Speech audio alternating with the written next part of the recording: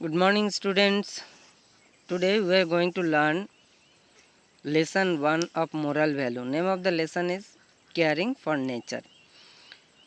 प्रकृति, nature means प्रकृति। प्रकृति के लिए हमारा जो कर्तव्य बनता है यानी प्रकृति का रख रखवाल या ख्याल रखना, केयरिंग, उनका ध्यान रखना।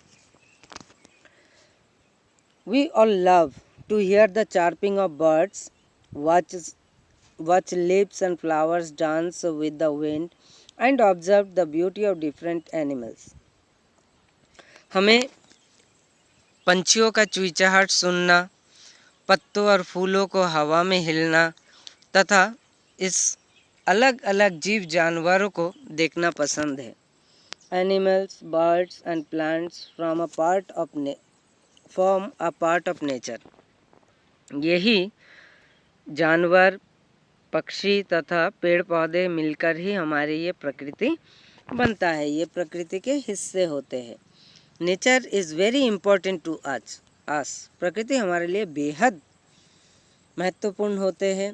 It gives us food to eat, clothes to wear and air to breathe. ये प्रकृति हमारे लिए क्या क्या प्रोवाइड करते हैं?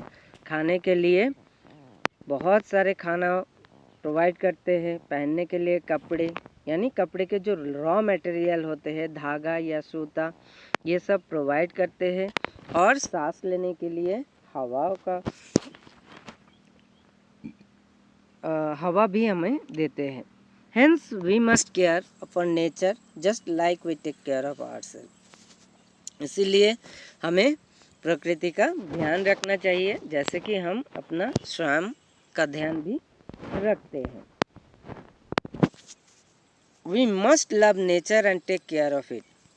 हमें इसलिए प्रकृति से प्यार करना चाहिए और इनका ध्यान भी रखना चाहिए। Let us understand the importance of nature by reading a story.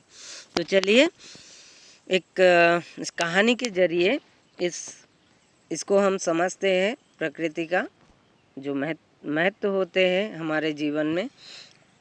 इस कहानी को पढ़ते हुए इसका समझ पैदा करते हैं। Name of this story is the black pond, यानी काले रंग के तालाब या पोखरा। One Sunday morning Charu was walking through the woods near her house. एक दिन सुबह सुबह चारू ने आपके घर के पास जो जंगल है उस जंगल में थोड़ा टहलने के लिए गए। She was carrying a camera around her neck to take pictures of animals for her science project. किस लिए? क्योंकि उनको एक साइंस प्रोजेक्ट बनाना था, इसलिए चारू ने अपने साथ एक कैमरा भी ले गए तरह तरह के फ़ोटो खींचने के लिए। She suddenly heard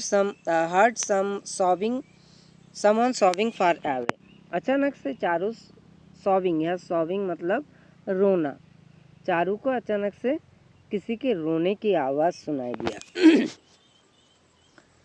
She curiously followed the sound and soon reached a place where she found a strange big black pond. वो इस आवाज़ को फॉलो करते हुए उत्सुकतापूर्वक आगे की ओर बढ़ते गए और आखिर में वो एक अजीब सा काला रंग के एक तालाब या पोखरा के सामने पहुँचे। She peeped into the pond and saw a family of frogs swimming. वो पिप मतलब झांकना, ओके। उसने इस तालाब के ओर झांका और देखा कि वहाँ मेंढकों के एक फैमिली रहते थे। देखा all the frogs were grey, परंतु बड़ी अजीब बात था, यहाँ के सारे फ्रॉग्स वो ग्रे कलर के हो गए थे, भूरा रंग के। नॉर्मली पानी में रहने वाले फ्रॉग्स ग्रीन या हल्का येलिश कलर के होते हैं, पर जब उसने इस काले पॉन्ड के पास आए और देखे उस फ्रॉग के परिवार को, तो देखा लगभग सभी फ्रॉग्स वहाँ ग्रे भूरा रंग के हो गए थे। चारू क्विकली टूक अ picture of the grey frogs with her camera.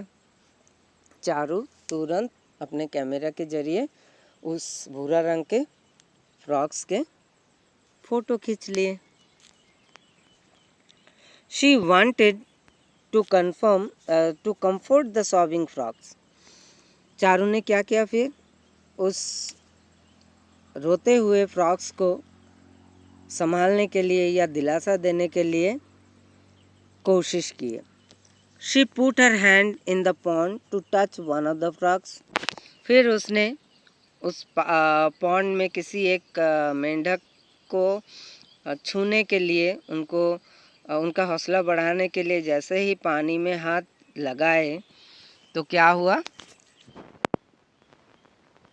As she touched the pond water, she became sad and her finger turned grey. जैसे ही उसने उस पानी को छुआ, उनके उंगली जैसे ही पानी पर पड़ा तो उसका उंगली कैसे भूरा रंग के हो गए और वो मन में भी बहुत दुखी सा महसूस करने लगे। Just then one of the frogs jumped out of the pond and said, "Why did you touch the pond?" और तभी उसमें से एक मेंढक कूद के बाहर आ गए और चारू से पूछने लगे, तुम इस पानी को क्यों छुए? Anyone who touches this pond or drinks water from it becomes sad. कोई भी जो इस पॉन्ड से, इस पोखरा या तालाब का पानी छूते हैं या पीते हैं वो क्या हो जाते हैं? बहुत ही दुखी हो जाते हैं। Charu looked around. She spotted a grey bird near the pond. The bird looked very sick. She also saw a grey deer who looked very big. Charu ने जब चारों ओर देखा तो उसने देखा बगल में एक पंछी था जो ग्रे कलर के थे और लग रहा था कि वो काफ़ी बीमार है। फिर थोड़ा आगे की ओर देखा तो देखा एक वहाँ डियर मौजूद था, हिरन, और वो हिरन भी काफ़ी कमज़ोर दिख रहा था। Can't you see? Nobody cares about nature anymore. Humans dump all the dirt in the open. Our home is slowly dying, said the frog. और उस मेढक ने चारू को क्या कहा? ने कहा, Can't you see? क्या तुम देख नहीं सकते हो? Nobody cares about nature anymore. आजकल कोई भी प्रकृति का ध्यान नहीं रखते हैं और इंसान तो खुले जगहों में अपने कचरा और डंप मतलब अनचाहे घर के फालतू चीज़ें या सामान वो सब इधर उधर फेंक देते हैं खुले जगह में ही। और इसलिए हमारे घर जैसे कई सारे कीड़े मकोड़े और छोटे छोटे इस प्रकार के जीव जानवर हमारे घर के आसपास के वातावरण में ही, प्रकृति में ही रहते हैं। जैसे मेढक इस कुएं में या पोखरा में रह रहा था तो उन लोगों का इसी डंपिंग के चलते, कचरे को फेंकने के चलते इन लोगों के पानी या जगह प्रदूषित हो जा रहे थे। इसीलिए दुखी होकर मेढक ने कहा, और होम इज स्लोली डाइंग, हमारे रहने की जगह दिन ब दिन बर्बाद हो जा रहे हैं। On hearing this, Charu felt ashamed of humans. ये सुनते ही चारू इंसान के लिए बहुत शर्मिंदगी महसूस किए। The next day, she showed the pictures of the grey frogs to her teacher and friends. अगले दिन जब वो स्कूल गए तो वो उसके ग्रे फ्रॉग के पिक्चर को अपने स्कूल के जो टीचर थे और जो दोस्त थे उन लोगों को दिखाए।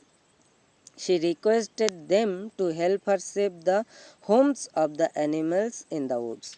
और वो सबसे ये निवेदन किए कि सब कोई उनको मदद करे ताकि ये सब मिलके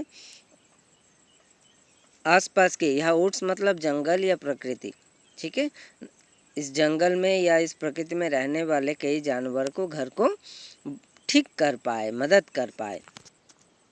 Together they planted many trees in the woods and cleaned all the dirt in many parts of the city. और सब कोई इकट्ठा मिलके वो वुड्स यानी आसपास के जंगल या इस प्रकृति के कई जगहों को सेव कर दिए, साफ सुथरा कर दिए और ढेर सारे पेड़ पौधे लगाए। शहरों के कई जगह भी ये लोग मिलके साफ कर दिए।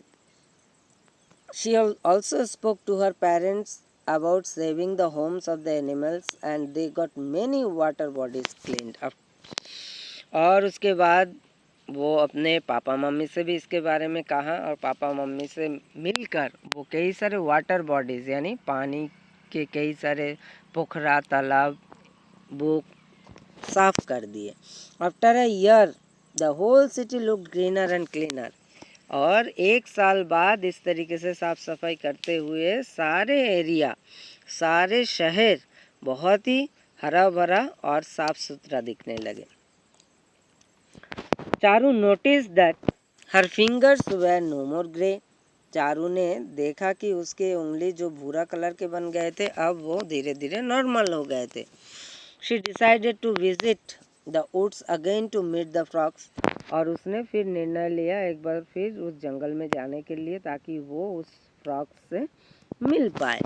She was amazed to see that the water in the pond was clear. और जब चारू वहाँ पहुँचा तो वहाँ के पानी को बहुत ही साफ सुथरा देखकर चारू बेहद खुश हो गए. The frogs birds and deer in the woods are also not grey any more.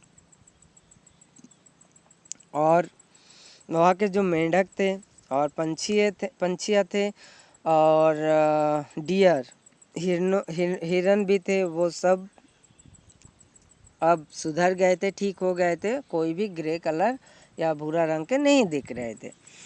They all looked very happy. और वे सब बेहद खुश दिखाई दे रहा था. Thank you so much Charu. They all sang happily. वे सब कोई चारू को गाना गाते हुए थैंक यू कहा, धन्यवाद कहा.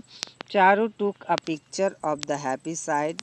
इस प्यारे से नज़ारे को चारू ने फिर से एक बार फ़ोटो खींच लिए.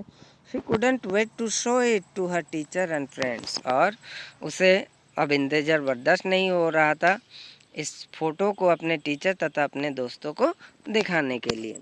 Moral of the story, nature is our home so we must care for it. इसका मोरल क्या है कि प्रकृति हमारा घर है और इसीलिए हमें प्रकृति का ख्याल रखना चाहिए, ध्यान रखना चाहिए. Got it.